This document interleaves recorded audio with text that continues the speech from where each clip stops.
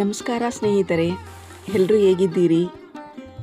Temple story YouTube ಚಾನಲ್ಗೆ ಸ್ವಾಗತ ಸುಸ್ವಾಗತ. ಇಂದಿನ ವಿಡಿಯೋದಲ್ಲಿ ನಾವು ಮಾಘ ಮಾಸದ ವಿಶೇಷ ದಿನವಾದ ಸಂಕಷ್ಟಹರ ಗಣೇಶ ಪೂಜೆ ಬಗ್ಗೆ ತಿಳ್ಕೊಳ್ಳೋಣ ಬನ್ನಿ. ಈ ಪೂಜೆ ಮಾಡೋದ್ರಿಂದ ಜೀವನದ ಸಂಕಷ್ಟಗಳು ದೂರವಾಗಿ ಸುಖ, ಶಾಂತಿ ಹಾಗೂ ಸಮೃದ್ಧಿ ನಮ್ಮ ಜೀವನದಲ್ಲಿ ನೆಲೆಸುತ್ತದೆ ಎಂದು ನಂಬಲಾಗಿದೆ. ಇದು ಖಂಡಿತ ನಿಜ ಅಲ್ವಾ?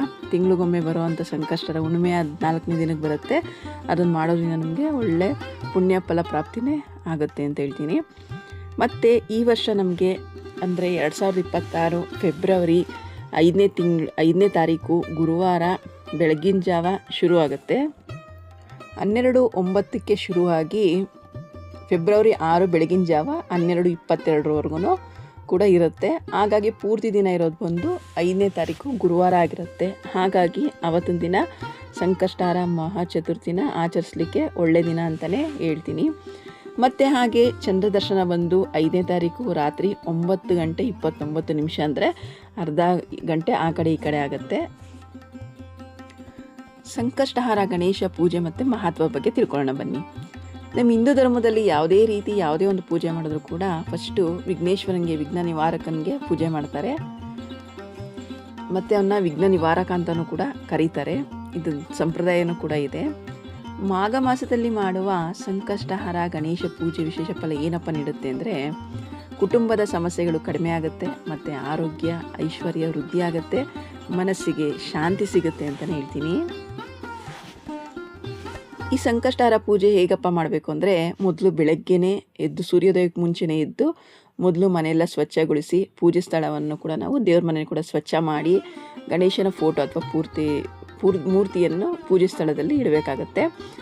ಮೂರ್ತಿಗೆ ದೀಪ ಹಚ್ಚಬೇಕು, ಹೂವು, ಅರಿಶಿನ, ಕುಂಕುಮ ಎಲ್ಲ ಗೊತ್ತಿರುತ್ತೆ ನಿಮಗೆ, ಹಣ್ಣು, ನೈವೇದ್ಯ ಎಲ್ಲನೂ ಕೂಡ ಅರ್ಪಿಸಿ ನಂತರ ಭಕ್ತಿಯಿಂದ ಗಣೇಶನ ಧ್ಯಾನ ಮಾಡಬೇಕು ಅಂತ ಹೇಳ್ತೀನಿ.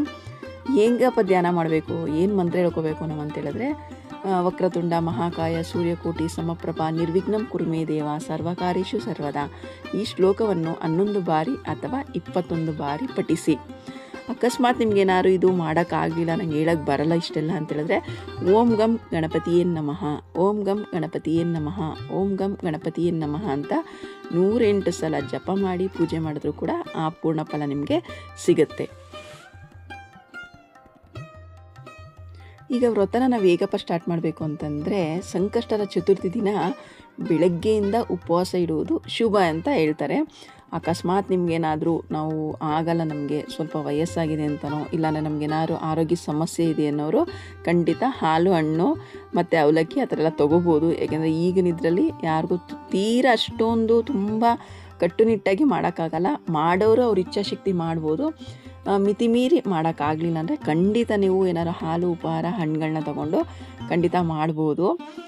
ಮತ್ತು ಸಂಜೆ ಚಂದ್ರೋದಯವಾದಮೇಲೆ ಪೂಜೆ ಮಾಡಿ ಪ್ರಸಾದ ಸ್ವೀಕರಿಸಬೇಕು ಅಂತ ಹೇಳ್ತಾರೆ. ಅದೇ ನಿಮಗೆ ಮಾಡೋರು ಖಂಡಿತ ನೀಟಾಗಿ ಮಾಡಿ, ನೀವು ಚಂದ್ರ ಉದಯ ಆದಮೇಲೆ ಚಂದ್ರ ದರ್ಶನ ಮಾಡಿ ಮತ್ತೆ ಗಣೇಶನಿಗೆ ಪೂಜೆ ಮಾಡಿ ಉಪವಾಸ ಮುಗಿಸಿ ಆಮೇಲೆ ನೀವು ಏನಾದರೂ ನೀವು ತೊಗೋಬೋದು ಅಂತಲೇ ಹೇಳ್ತೀನಿ.